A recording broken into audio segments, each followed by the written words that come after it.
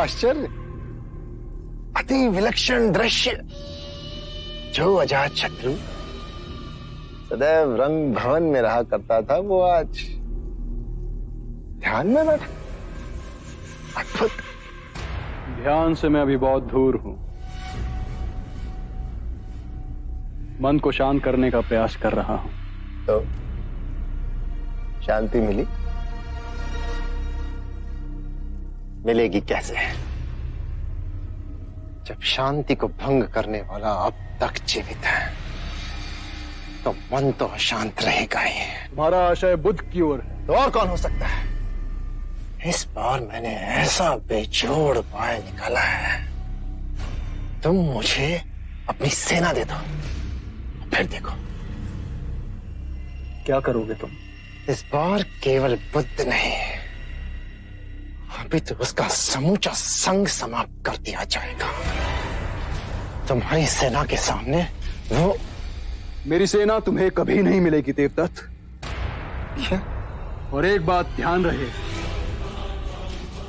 तुमने या किसी और ने बुद्ध को या उनके संग को कोई भी क्षति पहुंचाने की कोशिश की तो वो मेरा शत्रु बनेगा। हाँ, अब समझा। भोगी जोगी का वेश पहन रहा है। हाँ, तुम्हारे इस परिवर्तन के पीछे भी बुद्ध की ही चालाकी है। चालाक तो तुम रहे देवदत्त, बुद्ध तो हमारी सोच के बहुत ऊपर है। जीवन भर मैंने आंखों पर पट्टी बांध पाप पर पाप किए, और अंततः जब मेरे पापों का घड़ा भरा तो मेरे मन में मुक्ति की आकांक्षा उठी। बुद्ध ने मुझे केवल क्षमा ही नहीं किया, अपितु वो मार्ग भी दिखाया जिस पर चल मैं स्वयं को क्षमा कर सकूं और अपने बाकी जीवन में धर्म का अनुसरण कर सकूं। ढोंगी है वो। बोधिसत्व को पाए बुद्ध एक अनमोल रत्न है। इतिहास की चक्की निरंतर चल हम सबको पीस देती है। हम मिट जाएंगे, हमारा नाम दुनिया के इतिहास में लुप्त हो जाएगा, पर बुद्ध की चेतना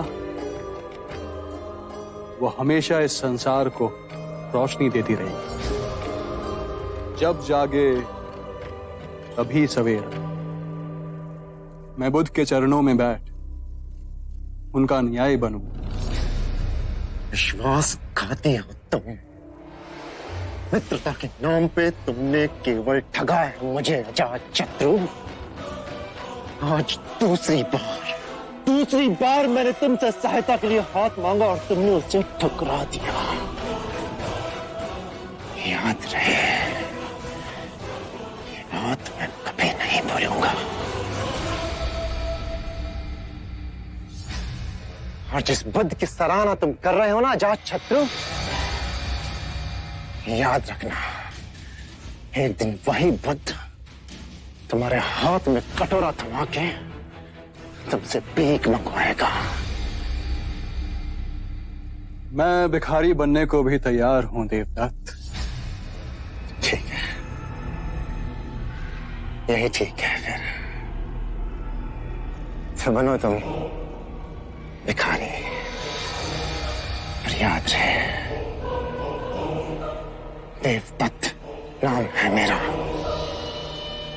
देवदत्त।